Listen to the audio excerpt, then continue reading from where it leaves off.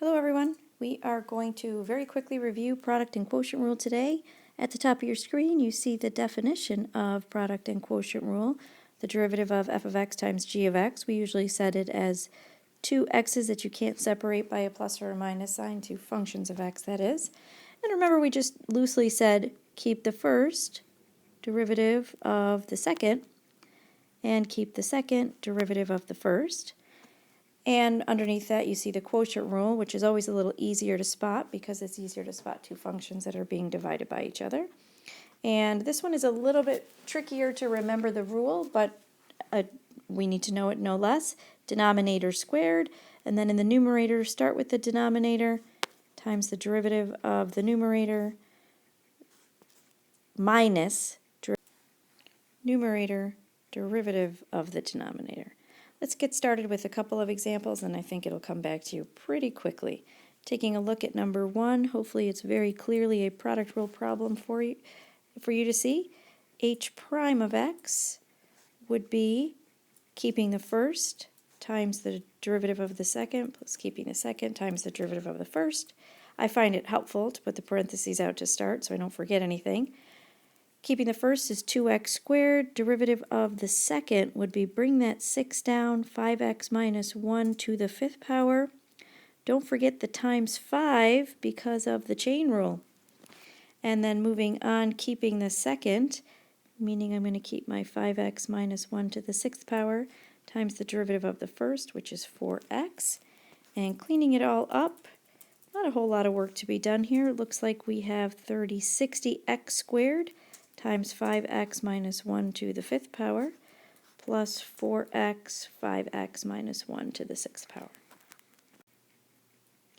Taking a look at the second one, clearly a quotient rule. I don't recommend that you change it to a product rule. The only time you really want to do that is if you have fractional exponents. It's really not terrible to remember that you want denominator squared, and that's as far as I need to go with that. And in the numerator, denominator times the derivative of the numerator, which in this case would be 3 minus e to the x, minus, keeping the numerator, 3x minus e to the x, times the derivative of the denominator, which is a 2x. Come across a question where it says do not simplify, in which case you would just stop right here. If it didn't say do not simplify, you would do the distribution and clean that all up. I'll let you do that for yourself. You should end up with an answer of negative 3x squared minus x squared e to the x plus 15 plus 2x e to the x all over that. Okay, let's take a look at an unusual question. This question shows up a lot on the exam. It's actually not a terrible question, but I think the table scares people away. If you read it over, notice that it says h of x is equal to f of x over g of x. Well, that's really another way of saying use the quotient rule. And what you see in front of you are values of the function and the derivative of the function at different x values. We don't know the equations, and we don't need to, because we know that h prime of x equals